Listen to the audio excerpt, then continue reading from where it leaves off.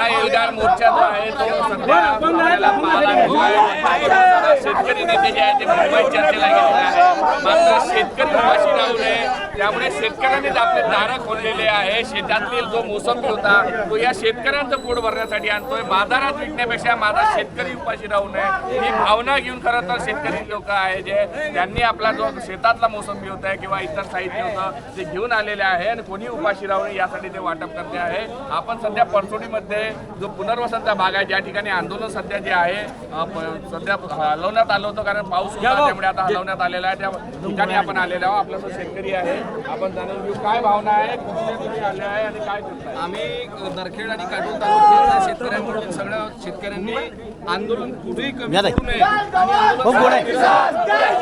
आणि शेतातील मोसंबी शेतकऱ्यांनी पाठवली आहे। 2 पैसे कमी झाले तर चालतील परंतु आपला जो आंदोलनात शेतकरी आहे तो उपाशी राहू नये या भावनेने काटोल आणि नरखेड तालुक्यातल्या सर्व शेतकऱ्यांनी आपल्या शेतातली मोसंबी संत्रा इथे पाठवलेला आहे। काय करताय आता जे काय भावना आहे तुमच्याला बच्चू कडू जे आहे ते शेतकरी नेते आहे मुंबईला गेले रविकांत तुपकर सगळे नेते मुंबईला गेले सगळ्या माझ्या शेतकऱ्यांच्या वतीनं एवढीच आमची एक अपेक्षा आहे की बच्चू भाऊंनी बाकी काही झालं तर चालते पण संपूर्ण कर्जमुक्ती झाल्याशिवाय या आंदोलनातून माघार घेऊ नये।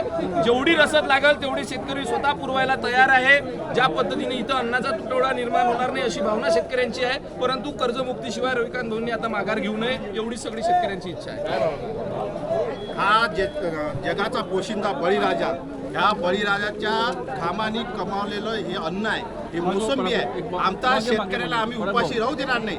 आज जे काही मान्य रविकांत तुपकर बच्चू कडू हे शेतकऱ्यांसाठी करताय। आमचा जगाचा पोशिंदा आम्ही अन्न पिकवतो। आज आमची परिस्थिती काय शेतकऱ्यांची आत्महत्या होत आहे। आमच्या शेतकऱ्यांना अजूनपर्यंत कर्जमुक्ती दिली नाही म्हणून आज आम्ही जे काटोल तालुक्यातून शेतकऱ्यांसाठी आम्ही हे मोसंबी आणली आहे आणि खूप सारं आम्ही साहित्य आणणार आहे। पण शेतकऱ्यांना मी आव्हान आहे की तुम्ही मान्य रविकांत तुपकर आणि मान्य बच्चूभाऊ कडू यांच्या पाठीमागे खंबीरपणे उभे राहा आणि हे आंदोलन यशस्वी करण्यासाठी अजून महाराष्ट्रातून या। आम्ही कोणत्याच शेतकऱ्यांना उपाशी राहू देणार नाही कारण हा देश आणि ह्या शेतकरी खरं तर शेतकरी जो आहे तो मातीत जो आहे